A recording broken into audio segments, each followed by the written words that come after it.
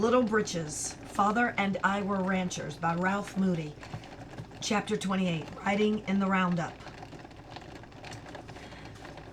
Riding hay rake and stacker horse were kind of monotonous after being at the mountain ranch with Hi and the cattle. If it hadn't been for the evenings, I don't think I would have liked it at all. Before Hi went back to the mountains, he told me that I would have to ride sky high every night if I wanted him to remember all the things I taught him during the spring, and that I ought to keep him in practice on cutting and roping by working on the young stock in the home pasture. There were about 20 men around the place during the haying. 8 or 9 of them were cowhands who weren't needed with the stock through the summertime, and the rest were hands that Mr. Cooper had hired in Denver. All the cowhands were getting ready for the 4th of July roundup at Littleton. They always had roundups at the fairgrounds on 4th of July and Labor Day, and there were prizes for bronco busting, horse racing, trick riding, and roping. Mr. Cooper liked to have the Y-B fellows win prizes at the roundups, and kept 10 or a dozen outlaw horses at the home place so the men could keep in practice. I wanted to try to ride a couple of them. They didn't seem to buck as hard as Prince used to, but Mr. Cooper wouldn't let me.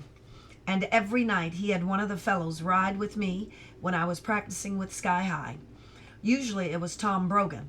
He wasn't very good at busting, but he could make a rope do more funny tricks than a monkey on a grapevine.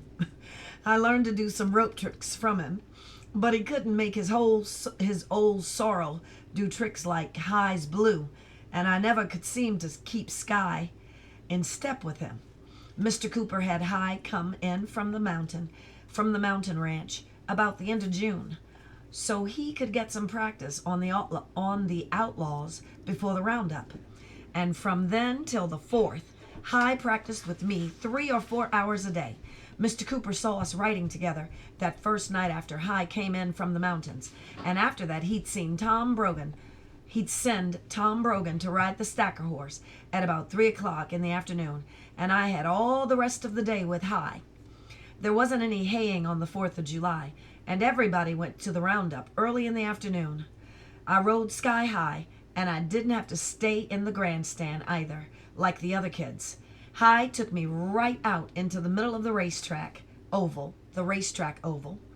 where they had the bronco busting and bulldogging and calf roping. Hi won first prize in the bronco busting, and Tom Brogan in calf roping. But it was the trick riding that I liked the best.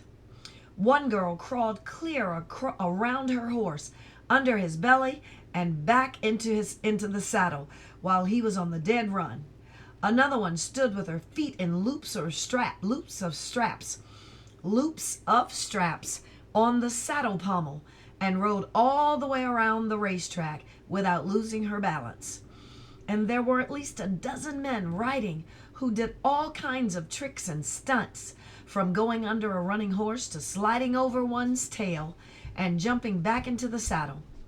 After everything else was over, the man with the megaphone shouted, "The last number on our program will be an exhibition of matched pair riding by Hi Beckman and the Little Britches of the YB spread. Bring 'em out, Hi!" He hadn't told me we were going to ride. Tom Brogan picked me up by one arm and the hind end of my chaps and tossed me into my saddle, but my legs were shaking so that I could hardly get my feet in the stirrups. Then somebody opened the gate and let us out into the racing strip in front of the grandstand. It was a good thing I'd had those few afternoons to ride with Hi, because I was so mixed up at first that Sky High pretty nearly had to do everything by himself. I didn't help him much till it came to the end, where we went up to the grandstand, changing lead so that it looked as if both horses were dancing. As we went up, Hi said, "Grab your hat off, Little Britches, when you see me grab mine." I did, and the people in the stands yelled louder than they did when Fred Altland's bays won the trotting race. All I could think of was that I wished Father could have been there to hear it. All the YB fellows went uptown to Monahan's to Monahan's saloon as soon as the roundup was over, and I went with him. Sky High didn't like going up Main Street very well and kept bobbing his head and dancing, but it was the doctor's horseless carriage that really scared him. He crow-hopped right up onto the sidewalk in front of Skellenbarger's Market, and he was still trembling when I left him ground-tied at the hitch rail by Monahan's. I was about as nervous as Sky High, because I knew Mother wouldn't want me going into a saloon. Anyway, not unless I had to go in to see the sheriff. High set me up in the middle of the bar, and lots of fellows came and shook hands with me and called me Little Britches and wanted to buy me birch beer and sarsaparilla. But all the time I seemed to be hearing Mother's voice, as it was down there by the creek when she recited, "So live that when thy summons comes." I had to talk about something to get that out of my head. So I said to High, "I'll bet we can do some stunts pretty near as good as those trick riders. I can do that diving trick and come up on my feet, like you did when Mother and I were planting potatoes." Then he told about practicing it in the middle of Sandy's spot when I was herding Mrs. Corcoran's cows. No, then I told him about practicing it in the sandy spot when I was herding Mrs. Corcoran's cows. When we got back to the home ranch, everyone wanted to see me do it, even Mr. Cooper, and I almost wished I hadn't said anything about it. With Fanny, I'd always done the diving stunt bareback, and she never spooked or changed directions when I started my dive. I knew it would be a lot different to do it with a saddle, and was afraid I might get a foot hung in the stirrup, or that Sky High might spook so that I'd land square on my head. I guess High was thinking about the same things. Anyway, he wouldn't let me try it till we went way out into the middle of a plowed field, and then he led Sky High the first couple of times. I hadn't tried the stunt since about a month before we lost Fanny, and Sky didn't run very well in the plowed ground, so I kind of messed up the first couple of tries. After that, High let me try it alone, and it went better. From there on to the end of August, I don't think I always got the man who was paying me a good day's work. Let's start all over. From there on until the end of August, I don't think I always gave the man who was paying me a good day's work the way Father told me. High went back to the mountain ranch with the cattle, and we hardly got one cutting of alfalfa put up before another was ready to be started. But a couple of mornings every week, Mr. Cooper would say he had to go up to the mountains to see how the cattle were getting along, and that I could go with him if I wanted to. Of course, I always wanted to. And High would spend 2 or 3 hours practicing stunts with me. There were only 2 of them that were hard to learn, and we practiced them both a dozen times whenever I went to the mountains. And on Saturday afternoons when High came in to the home place, for one of them, okay, so we practiced up in the mountains, and on Saturday afternoons when High came into the home place, for one of them, High would have me stand facing him. Then he'd take Sky Blue back 100 yards to give him a good start, and come pounding down past me. As he came, he'd lean over in the straddle and stick one arm out straight. I'd stick my arm out straight too. If I kicked off my leg just at the instant our arms met, and if we got a handhold on each other's arms, I'd go flying right back on his cantle. The trouble was that I had to kick my leg up before our arms really came together. Whenever they missed, or we didn't get a good handhold, I'd turn a somersault without using my arms. My face got skinned up a little at first, but after a few days, I'd sail up back of the saddle nearly every try. The only other hard one was the one where High swung me. We practiced that one first with a jockey pole between the 2 horses' bridles, so they would have to run side by side without any guiding. We tied our lines around the saddle thorns, and then the horses were going lickety-cut. And when the horses were going lickety-cut, I'd put both arms over my head and lean forward toward High. I'd lean toward High, not forward. I need my thing. I can't stand this. Mom, pause the video. I did pause it already. Oh. Then he'd jerk me out of my saddle and swing me over his head so that at the top of the swing, I was doing a handstand at the end of the his upstretched arms. I had to bounce and jump when my feet hit the ground on the off side of the horse, so that he could swing me back into my own saddle again. It wasn't nearly as hard as it was scary, and we only made 2 or 3 bobbles before it worked as smooth as a stream of warm milk. One thing that helped was that I weighed only 70 pounds. Of course, the big danger was that if the horses didn't stay side by side, there wouldn't be any saddle there for me to come down onto. After the first few days, though, both roans knew the trick just as well as we did, so from there on we practiced without the jockey pole. At first, I didn't want to tell Father anything about our new tricks, or that High and I were planning to ride in the Labor Day roundup. I was afraid he might say it was taking unnecessary chances. Every time I thought about it, I'd feel sneaky and remember about the day I stole the chocolate bar, and what he said to me out there by the chopping block, and how much I like to have warm milk. I'm sorry. And how much I liked to have him walk out to the gate with me and say, "So long, partner," when I went back to Cooper's Sunday nights. So I told him that first Saturday night after the 4th of July, before I even got the saddle off Sky High. I didn't tell him just what the tricks were, but I did say that High would look out that I didn't get hurt. Mother didn't want me to ride in the roundup, but I kind of think Father did. He didn't really tell me I could until the last Sunday, and then he didn't really tell me. There was a paper that everyone had to sign before they could go into the contest. It was something about riding at your own risk, and I wasn't old enough to sign it, so Father would have to if I was going to ride. I didn't say a word about it, and he didn't either. Either we were out milking that Sunday night. Oh wait, I didn't say a word about it, and he didn't either, until we were out milking that Sunday night. Then I heard the milk stop singing in his bucket, and he passed the paper to me down under Brindle's belly. All he said was, "You'd better ride on over Cooper's straight. You better ride on over to Cooper's tonight. High may want to get an early start in the morning." Always when I went back to Cooper's on Sunday nights, I'd put Sky High in the big corral and go right on to bed. There was always a poker game going on in the bunkhouse, and Father didn't like me to hang around out there. It was just after dark when I got back that night, and there was only a dim light in the bunkhouse. After I'd hung up my saddle and started for the house, High called me from the bunkhouse door. "Come on over here, little Britches. Bill Ingle left a box here for you." Bill Ingle was the express driver to Morrison, but I couldn't imagine why he'd have a box for me.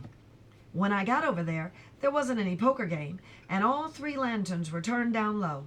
I thought High was all alone, but when I went through the door, fellows poured out of every bunk and started yelling, "Surprise! Surprise!" High grabbed me up in his arms, and Mr. Cooper turned up the lanterns. There was a big package sitting in the middle of High's bunk. It said, "Sears Roebuck," in big printing across one corner, that is. And the lettering on the tag was so big I could see it before High got me halfway over there. It said, "Little Britches, care of Y.B. Ranch, Littleton, Colorado." My hands were shaking so I couldn't untie the strings, and High had to cut them with his knife. There was everything in that box that I ever hoped to have, and it was all just my size. There were a pair of mountain goat chaps with long white hair, a 10-gallon light tan hat, Spanish high-heeled boots with pointed toes, and a peach-colored silk shirt with a bright red neck scarf. I didn't find the silver spurs till High told me to look in the box again, It must have been 10 o'clock before the fellows got done making me try my things on and let me go to bed. And then I couldn't go to sleep for a long time. Hi took me to Littleton early Labor Day morning, and I wore all my new cowboy clothes. I wanted Sky High to get used to town noises and hearing the band play, so he wouldn't be nervous when it came our turn to ride. Sky spooked and crow-hopped a little the first time we rode up Main Street, and it took him quite a while to get used to the band. They hadn't had the 4th of July one. They hadn't had one the 4th of July. By 11 o'clock, he had quieted down, so we put both roans in the livery stable while we went up to the hotel and had dinner. Hi had fixed it up with Father to meet us. There, and when we came out after eating, our spring wagon was standing right in front of the hotel steps. Mother and all the youngsters were there, and I don't know when I was any more glad to see them all. I had hoped Father would come to see me ride, but I hadn't even thought he'd bring the whole family clear down there. I knew Mother would have a fit if she ever knew what kind of stunts we were going to do, and I wasn't a bit sure Father would like it either. Of course, if he'd asked me, I'd have told him, but he didn't ask. Each rider or team in the trick riding contest had to draw a number out of a hat to see when they would get their turn. We drew the highest number, so we had to be last. There were some real good tricks, a lot better than the 4th of July. The nearer it came to our turn, the more nervous I got, and I think I would have chewed all my fingernails off if Hi hadn't been standing right there beside me. I was sure we couldn't win one of the prizes with all those fancy trick riders, and once or twice I almost wished that something would happen so we wouldn't have to ride at all. Every nerve in me was singing like a telegraph line on a cold night when a man with a megaphone hollered, "Hi, Beck! Hi, Beckman and Little Britches on Sky Blue and Sky High, representing the YB spread." Then we rode out onto the racetrack. Hi couldn't help seeing how nervous I was, and the first 2 or 3 tricks we did were the easy ones we had shown Father and Mother at home.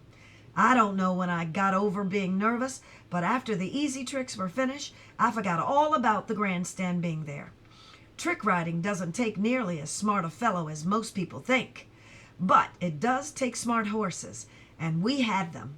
Sky High and Sky Blue didn't make a misstep anywhere, and everything went as if we'd been practicing for years.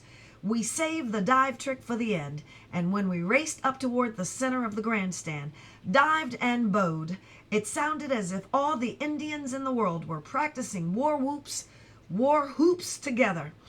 I was lucky. I came clear over onto my feet, and my hat stayed on all the way. I swept it off the way Hi did, then when we bowed, or bowed, that is. Father must have thought I was going to get hurt, because he had come down from the grandstand, and when I looked around, I saw him standing by the track gate. I guess I forgot where it was, and about Hi and Sky Blue, because I dropped my reins and went running down to him. I think I expected him to scoop me up in his arms the way he used to when I was only 6 or 7 years old, but he didn't. He just stuck out his hand and shook mine. Then he said, "Better get your horse, partner. I think the judges are going to call you." But his voice had that silver bell sound to it. I was nearly back to where Hi was bringing the horses when the man with the megaphone hollered, "First place in the trick riding contest, Hi Beckman and Little Britches of the YB spread. Hi, bring Little Britches on over here to the judges' stand." Most of the men in both Arapahoe and Jefferson counties must have come over to the judges' stand while they were giving Hi and me our gold watches, and I shook so many hands that my arm ached. Mother was still wiping her eyes when Father and I went up into the grandstand to show her my watch. I guess it would have been better if I told her a little more about our new tricks before we did them. Grace said Mother thought I was going to get killed every minute and was scared nearly out of her wits. I let all the youngsters, even Hal, hold my gold watch and listen to it tick. And after the bucking contest was over and Hi had won another watch, we all went up to the drugstore and Father bought everybody an ice cream soda. It was the first one I'd ever had, and I liked it even better than birch beer or sarsaparilla. Grace and the other youngsters liked theirs too, and so did Father. But I think Hi would rather have had whiskey. The end of chapter 28.